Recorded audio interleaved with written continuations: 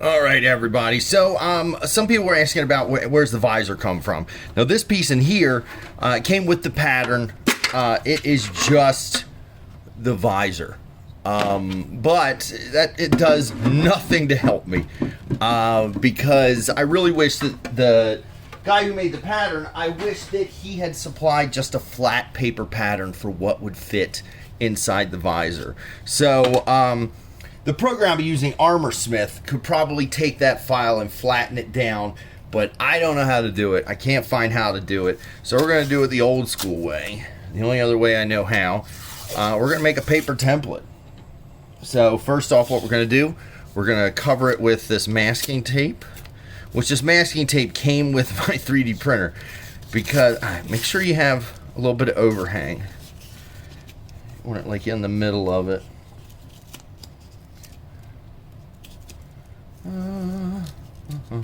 There we go. Little bit of overhang, and we're going to give it a couple layers of this. You just want to build this up.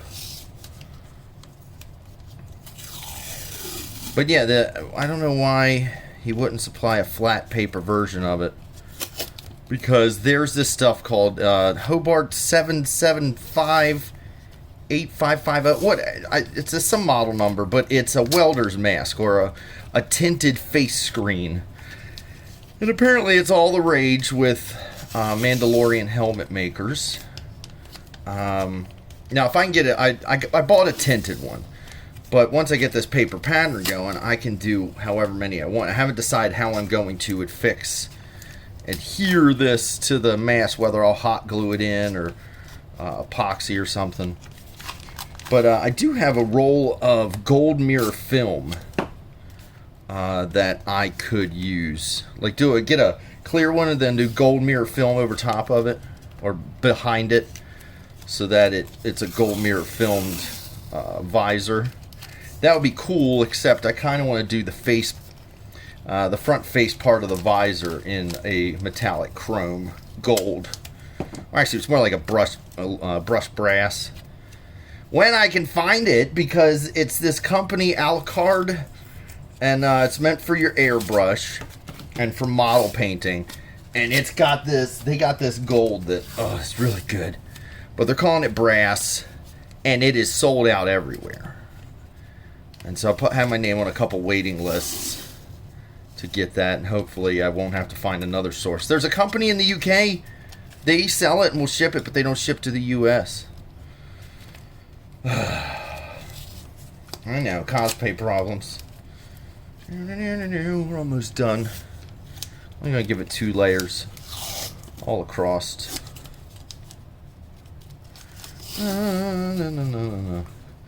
Now, we could just trace it and then try to cut it, but I think I'm just going to cut it right while it's on this. So I got masking tape. I got some paper, which let me just double check to make sure, because this paper I know isn't going to be big enough for my pattern.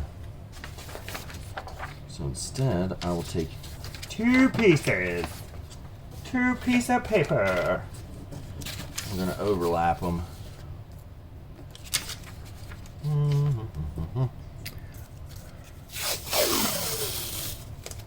Put another thing of masking tape down the seam.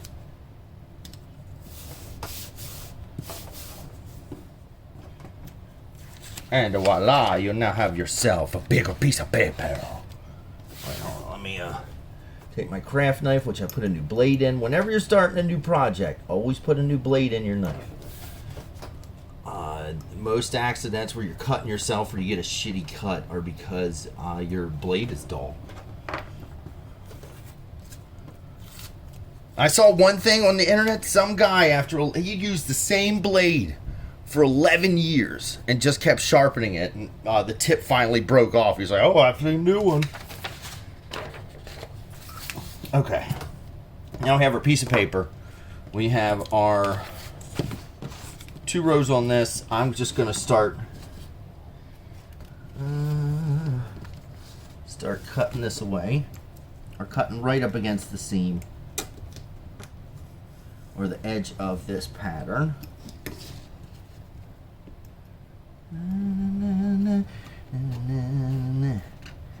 have since you've been gone in my head. Since you've been gone. It is not going anywhere. Okay, it's coming off pretty good. Now it would be cool to use this pattern to make a mold so that I could then, like all you'd have to do is take a square,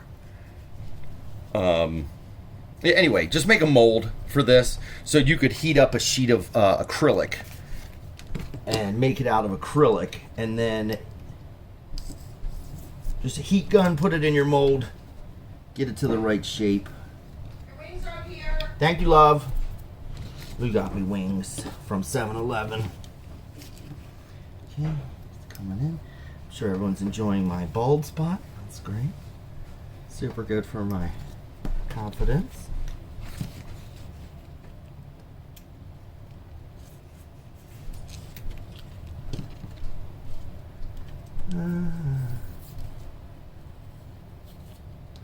This one's being a bit of a bear.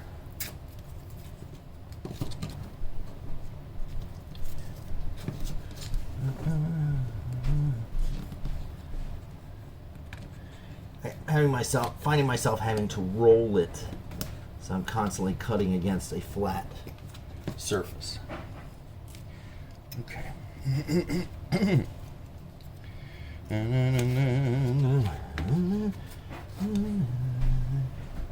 Now I've seen others where they say you put a piece of paper in the helmet and then you just trace it through the visor and then you cut it with a little bit of an overlap, an overhang. But I mean, I spent 12 hours printing this visor piece.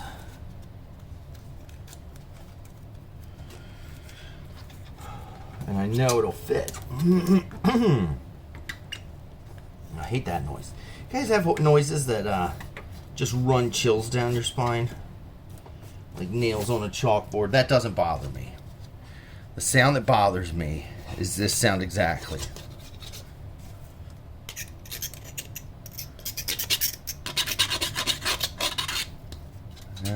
That one, there it is. Oh. Okay. So now we have our visor all cut out. Or the shape is now, that's the shape we're going to use. Then I will start from the bottom so as not to peel off, because that's where I started before, so all the other layers are laying on top of this. And just carefully remove this.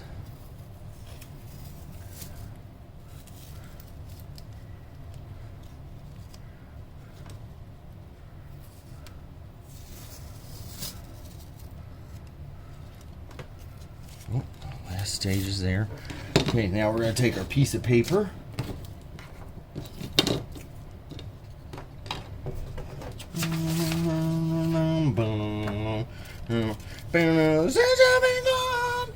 I'll put that on the center. Let's work out a wing. Just make sure you get it nice and flat. You're not creating any more spaces. There we go.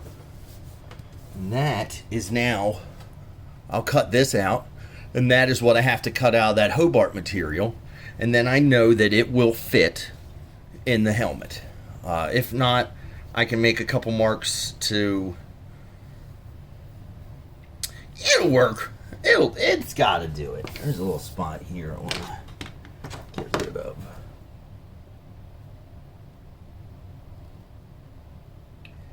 Go. All right. I'm happy with that. So I'll wait until the material comes in, but that is how you get a flat paper pattern out of that. Thank you, and goodbye. I'm trying to find my little device that shuts off the camera. Here it is. Here it is.